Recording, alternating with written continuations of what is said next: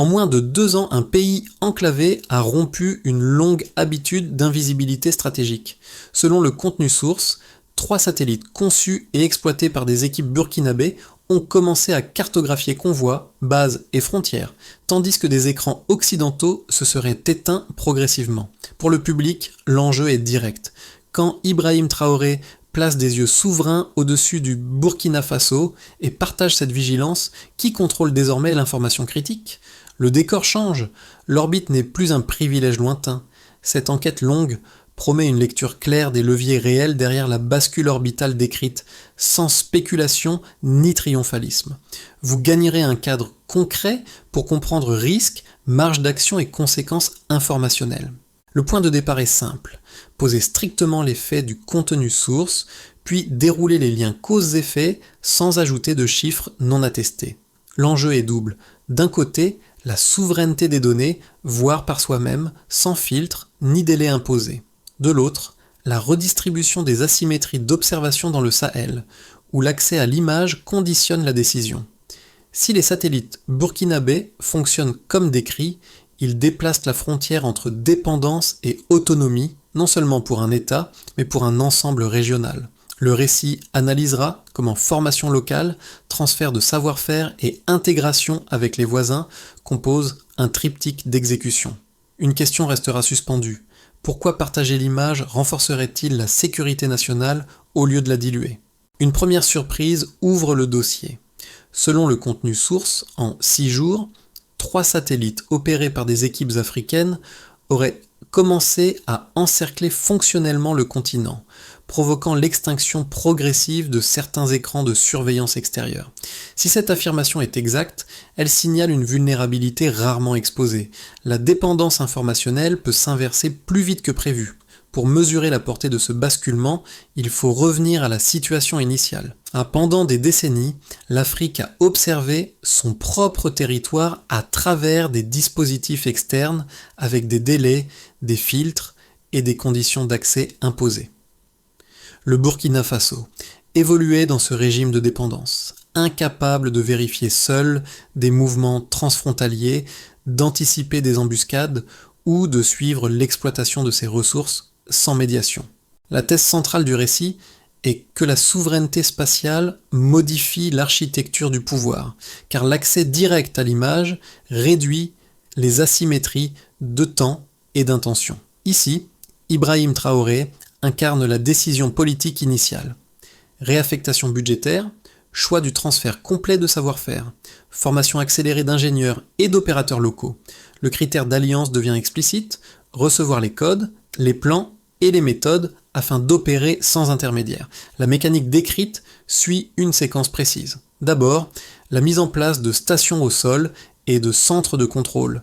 Ensuite, le lancement de capacités spécialisées, observation, communication, interception, sous contrôle africain. Enfin, un signal géopolitique clair, un pays enclavé revendique une hauteur informationnelle et partage rapidement certains flux avec ses voisins.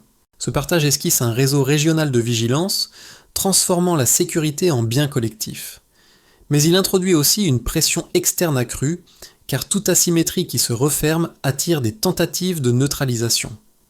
Le récit introduit alors un personnage guide, non pour l'héroïsation, mais pour rendre la bascule intelligible. Il s'agit d'un ingénieur burkinabé formé localement, devenu figure centrale du programme spatial. Son parcours symbolise le passage de la simple réception de données à la conception autonome.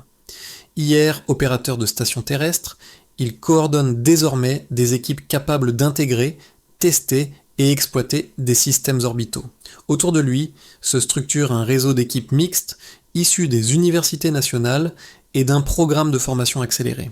Le contenu source insiste sur un point, la coopération décrite ne se limite pas à la livraison d'équipements, mais inclut plans, codes et procédures. Cette transmission transforme le capital humain. Des stations de suivi apparaissent à Ouagadougou, des laboratoires improvisés deviennent des ateliers fonctionnels, et les ingénieurs cessent d'être de simples exécutants. Les impacts précoces sont visibles dans plusieurs usages.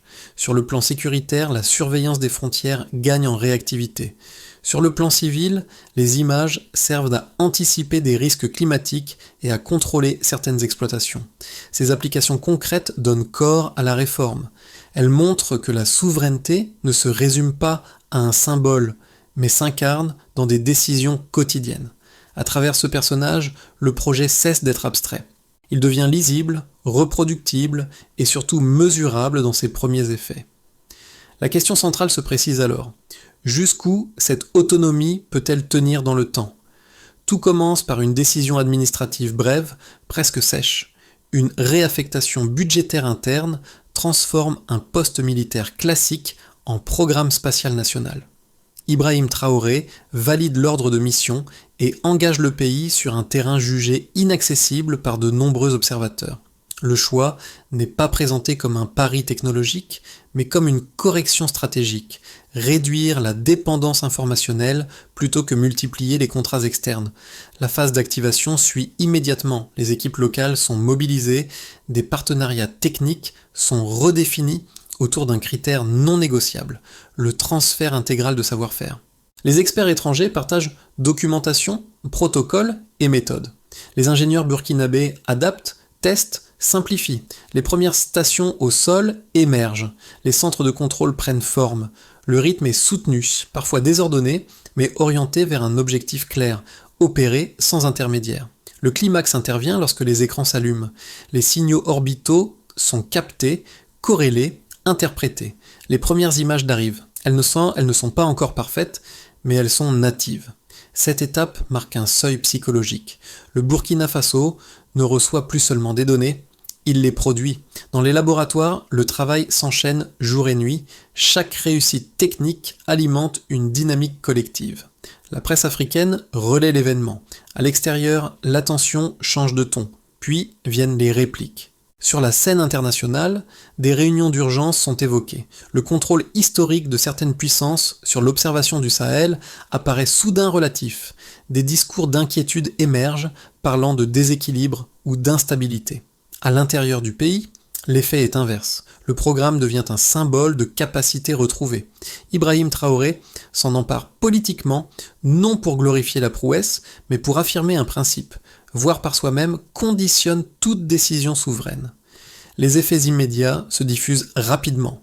Les forces de sécurité réduisent leur temps de réaction. La logistique gagne en précision. Les données environnementales sont réappropriées. Une sous-industrie locale apparaît autour des capteurs, des antennes et des logiciels d'analyse. Le pays passe du statut de demandeur d'informations à celui d'émetteur. Ce basculement recompose les rapports de force. Mais cette séquence n'est pas linéaire. Chaque avancée attire des pressions. Sanctions évoquées, campagnes médiatiques, risques cyber. Le pouvoir burkinabé maintient pourtant le cap. Consolider, diversifier les alliances, sécuriser les codes. La ligne du temps s'étire sur 18 mois, du premier schéma griffonné jusqu'à la première image orbitale transmise. Entre-temps, un apprentissage collectif s'est produit. Le pays a appris à regarder son propre ciel. Le contenu source met en avant 3 valeurs de référence destinées à objectiver le basculement décrit. Elles ne visent pas l'exhaustivité, mais la lisibilité. Ensemble, elles dessinent un passage clair d'un état initial de dépendance à un état d'autonomie opérationnelle. D'abord, il est question de 3 satellites conçus et exploités par des équipes burkinabées. 3 plateformes suffisent, dans cette logique, à prouver une capacité autonome minimale crédible. Le point n'est pas la masse orbitale ni la couverture globale, mais la démonstration de contrôle de bout en bout, conception, exploitation, maintenance. Comparé aux flottes occidentales, l'échelle est modeste. Comparée à la situation antérieure du pays, elle est décisive. Au départ, il y avait l'absence totale de moyens propres. Désormais, on voit l'existence d'un noyau fonctionnel capable de produire des images et des signaux sans médiation. Ensuite, le texte insiste sur un délai de moins de 2 ans entre le lancement du programme et la mise en orbite. Cette compression temporelle indique une assimilation accélérée des compétences techniques clés. Ce délai est court au regard des standards historiques du spatial, souvent étalés sur des décennies. Au départ, on observait un apprentissage fragmenté, dépendant de prestataires externes. Et l'on observe une coordination inhabituelle entre formation, financement et exécution. Cette vitesse n'implique pas une maturité totale, mais elle signale une capacité d'apprentissage concentrée, soutenue par un transfert méthodique de savoir-faire. Enfin, la source mentionne 10 milliards de dollars réaffectés, agrégant fonds internes et crédits extérieurs. L'idée mise en avant est qu'un tel effort pourrait produire un rendement politique supérieur aux aides militaires classiques orientées matérielles. Le chiffre pris isolément appelle la prudence, mais son intérêt réside dans la logique d'allocation. Au départ, il y avait une dépense sécuritaire consommée sans accumulation de compétences. Désormais, on voit un investissement orienté vers la capacité locale, avec des retombées transversales. Même hypothétique, le rapport coût-bénéfice se lit en termes de contrôle cognitif, décidé à partir de données propres. Ces trois indicateurs convergent vers un même constat. La faisabilité technique est démontrée à une échelle régionale. La soutenabilité, en revanche, reste conditionnelle. Les systèmes orbitaux exigent maintenance continue, cybersécurité robuste et renouvellement des compétences. Sans cela, l'autonomie serait fragile et réversible. Le contenu source insiste sur ce point. Toute orbite attire des tentatives de neutralisation. Enfin, la gouvernance des données devient centrale. Collecter, transmettre et stocker des volumes importants impose un cadre juridique et institutionnel. Ce cadre n'existait pas auparavant. Il s'ébauche désormais par décrets nationaux et accords régionaux. Le passage du point de départ vers le nouveau cap est donc net. D'une impuissance informationnelle à une gestion autonome en construction. La trajectoire n'est pas garantie, mais la rupture initiale est mesurable. Deux positions robustes s'affrontent autour du programme spatial burkinabé et les traiter sérieusement suppose de présenter leurs arguments dans leur forme la plus convaincante.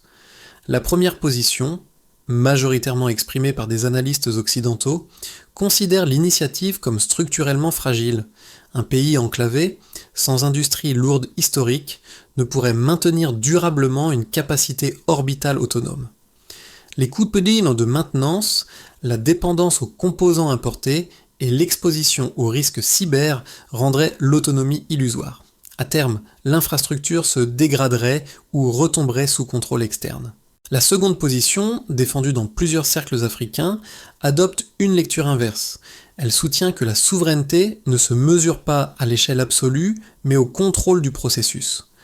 L'objectif n'est pas de rivaliser avec les grandes puissances, mais de maîtriser l'accès à l'information critique. Posséder ses propres images, même limitées, permet de fixer son agenda stratégique, de réduire les angles morts et de décider sans délai imposé. Dans cette logique, la taille du programme importe moins que son autonomie fonctionnelle. La réponse du contenu source ne balaie pas les doutes, elle les intègre. Le risque de dépendance technologique est reconnu, notamment dans le cadre de coopération étrangère. Mais la différence mise en avant est qualitative. Le transfert décrit porte sur les codes, les plans et les procédures, non sur des systèmes fermés. Le Burkina Faso n'achèterait pas une boîte noire. Il apprendrait à la construire, à l'opérer et à la réparer. Le raisonnement mobilise un principe économique simple. Un investissement dans la compétence locale produit un rendement cumulatif supérieur à un contrat externe consommé. Cette logique éclaire la stratégie associée à Ibrahim Traoré. Elle ne promet pas une perfection technique immédiate, mais une redistribution progressive du contrôle cognitif. Le cœur du débat se précise alors, la souveraineté numérique appliquée à l'espace n'est pas un état final, mais un processus mesurable dans le temps. À ce point médian, le récit change d'échelle. Le programme spatial burkinabé n'est plus présenté comme une prouesse nationale, mais comme un déclencheur régional. Ibrahim Traoré apparaît ici moins comme un décideur militaire que comme un catalyseur institutionnel, capable de transformer une capacité technique en architecture politique. Le signal clé tient au partage des données avec des pays voisins. Selon le contenu source, des flux sont transmis au Niger et au Mali, inaugurant une forme de veille coordonnée. Ce geste modifie la nature même de la sécurité. L'information n'est plus un actif strictement national, mais un bien mutualisé, destiné à réduire les angles morts communs et à synchroniser les réponses. Les frontières cessent d'être des lignes de séparation pour devenir des zones de vigilance partagée. Cette coopération surprend les observateurs externes. Elle montre qu'une innovation technique peut devenir politique par effet de contagion. D'une initiative expérimentale, le projet glisse vers un modèle reproductible. Les capitales voisines observent, adaptent, relient, le centre de gravité se déplace, du cas burkinabé vers un embryon de réseau africain. À partir de ce moment, l'enjeu n'est plus seulement de maintenir une orbite, mais de préserver la confiance entre partenaires. La question se pose alors clairement, cette alliance technique peut-elle résister aux pressions extérieures et durer dans le temps ? Les effets pratiques du programme décrit se lisent sur 4 plans distincts, chacun révélant une facette différente de la reconfiguration informationnelle en cours. Pris ensemble, ils permettent d'évaluer la portée réelle du basculement au-delà du symbole. Sur le plan de la gouvernance intérieure, l'accès à des images et à des données natives modifie la prise de décision administrative. Les ministères peuvent vérifier l'avancement d'infrastructures, contrôler des zones éloignées et détecter plutôt des anomalies. Le recours systématique à des rapports externes diminue. Cette capacité de vérification directe réduit les délais et renforce la cohérence des politiques publiques. Ibrahim Traoré s'appuie sur cet argument pour redéfinir l'acte de gouverner. Décider suppose d'observer sans filtre ni condition. Sur le plan de la sécurité et de la défense, les forces bénéficient d'une anticipation accrue des mouvements transfrontaliers. Le contenu source évoque une baisse significative des incidents non détectés attribués à une meilleure couverture informationnelle. Les communications satellitaires cryptées réduisent certaines interceptions. La hauteur informationnelle transforme la tactique en connaissance, en raccourcissant le temps entre détection et action. Le gain n'est pas seulement opérationnel, il est psychologique. L'initiative remplace la réaction. Sur le plan du développement et de l'économie, les données orbitales me trouvent des usages civils rapides. Surveillance de la déforestation, cartographie de l'eau, planification agricole et identification d'exploitations minières non déclarées figurent parmi les applications mentionnées.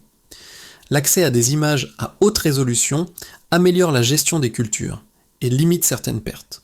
Une sous-filière économique émerge autour des capteurs, des antennes et des logiciels d'analyse. Le contenu source avance un effet multiplicateur. Chaque investissement dans la filière spatiale générerait plusieurs retombées indirectes dans d'autres secteurs. Même si ces estimations restent prudentes, la tendance est claire. Enfin, sur le plan de l'intégration régionale, le partage des données avec le Mali et le Niger esquisse un embryon de consortium africain. Des protocoles communs se mettent en place, standardisant le traitement de l'information. Les universités locales initient des cursus conjoints en ingénierie orbitale. La sécurité devient progressivement un bien régional, fondé sur la confiance technique. Cette dynamique modifie les rapports de force. L'observation du territoire africain n'est plus monopolisée par des acteurs extérieurs. Ces conséquences ne suppriment pas les fragilités. Pression diplomatique, risques cyber et dépendance résiduelle demeurent, mais le payoff est tangible. Pour la première fois, plusieurs États décident à partir d'images qu'ils contrôlent. La question centrale se déplace alors.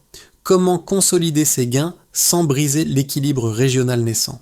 À court terme, le contenu source permet de dessiner 3 trajectoires plausibles pour le programme spatial burkinabé et son prolongement régional. Ces scénarios ne sont pas des prédictions, mais des cadres de lecture conditionnels dépendant de choix politiques et techniques précis. Dans une trajectoire prudente, le Burkina Faso consolide les capacités existantes sans accélération majeure.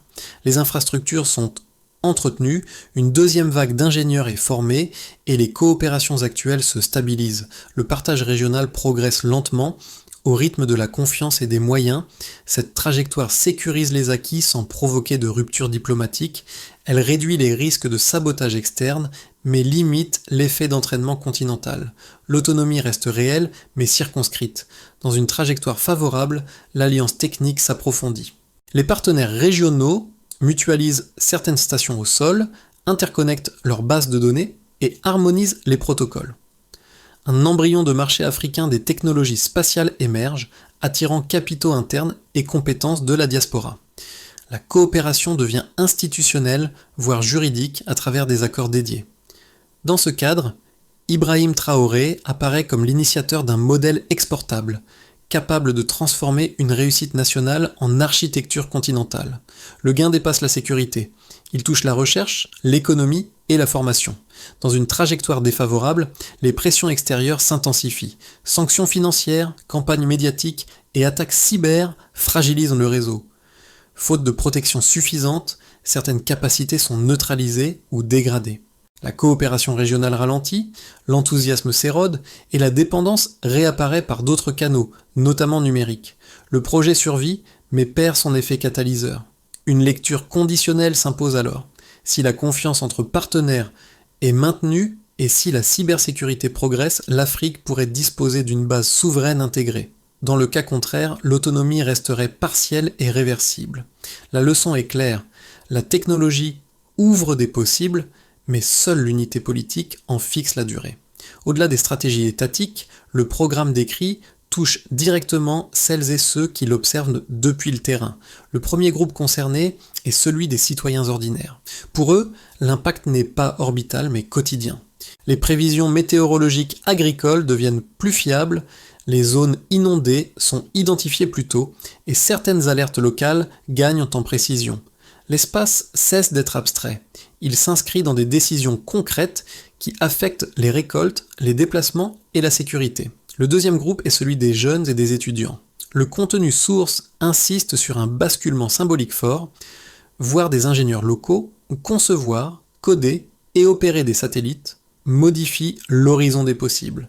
Dans les écoles et les universités, des clubs scientifiques et des formations appliquées émergent. Les récits d'impuissance technologique reculent, remplacés par des trajectoires d'apprentissage crédibles. Cette dynamique n'est pas spectaculaire mais cumulative. Le troisième groupe est la diaspora africaine. Des ingénieurs basés en Europe ou en Amérique participent à distance à des projets open source, conseillent en des équipes locales ou reviennent ponctuellement enseigner. La boucle du savoir se referme partiellement. Ceux qui partaient pour apprendre contribuent désormais à transmettre. Cette circulation des compétences renforce l'écosystème sans dépendre d'un seul centre. Pour le public qui regarde ce dossier, l'enjeu devient alors personnel. La souveraineté n'apparaît plus comme un slogan d'État, mais comme une construction collective, lente et mesurable. Comprendre ces mécanismes permet de dépasser l'émotion, qu'elle soit admirative ou sceptique, et d'évaluer ce que signifie réellement voir par soi-même dans un monde saturé d'images. Le contenu source synthétise l'expérience burkinabé en une feuille de route pragmatique, conçue non comme un modèle à copier, mais comme une séquence à adapter. Cette logique procédurale éclaire la manière dont une ambition politique peut se traduire en capacité durable. Tout commence par le choix d'alliés prêts à transférer vraiment en partageant code, plans et méthodes, sans enfermer la coopération dans des systèmes fermés. Le critère n'est pas la rapidité, mais la réversibilité. Vient ensuite la formation en cascade. Chaque ingénieur formé transmet à plusieurs autres. Cette démultiplication crée une masse critique locale et limite la dépendance à quelques profils clés.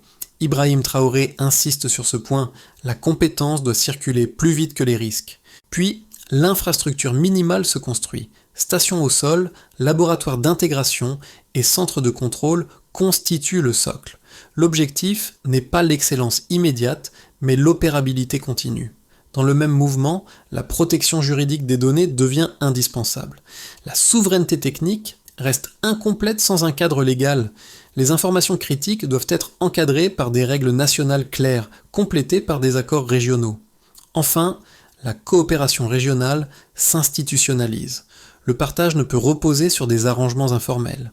Il doit être inscrit dans des protocoles communs, mesurables et auditables. Cette feuille de route ne garantit pas le succès.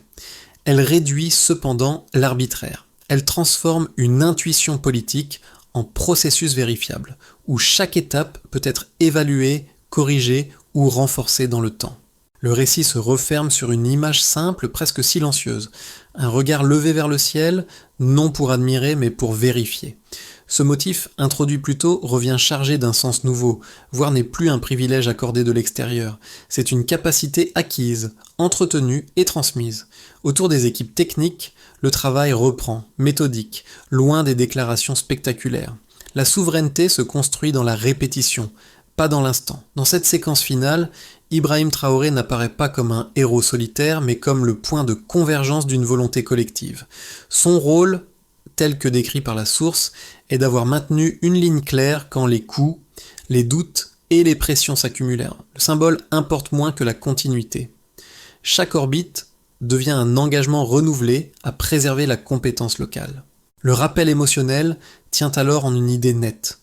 Un pays peut rester petit par la taille et immense par la trajectoire qu'il choisit.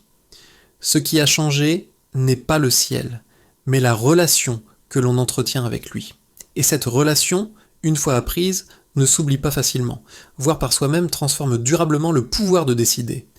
L'histoire racontée ici ne demande ni applaudissements ni adhésion immédiate. Elle invite plutôt à un déplacement du regard. Ce qui se joue au-dessus du Burkina Faso n'est pas seulement une question de satellite ou de technologie, mais une interrogation plus large sur la manière dont les sociétés choisissent de voir le monde qui les entoure.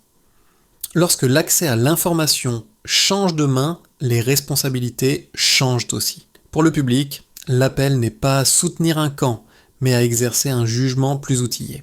Lire une image, comprendre une donnée, questionner une source deviennent des actes civiques. Dans un environnement saturé de récits et de chiffres, la capacité à distinguer observation directe et interprétation imposée prend une valeur nouvelle. Ibrahim Traoré, dans ce dossier, n'est qu'un point de départ pour réfléchir à cette bascule. La discussion reste ouverte. D'autres pays feront des choix différents, avec d'autres contraintes. Certains réussiront, d'autres échoueront. Mais la question demeure pertinente pour chacun.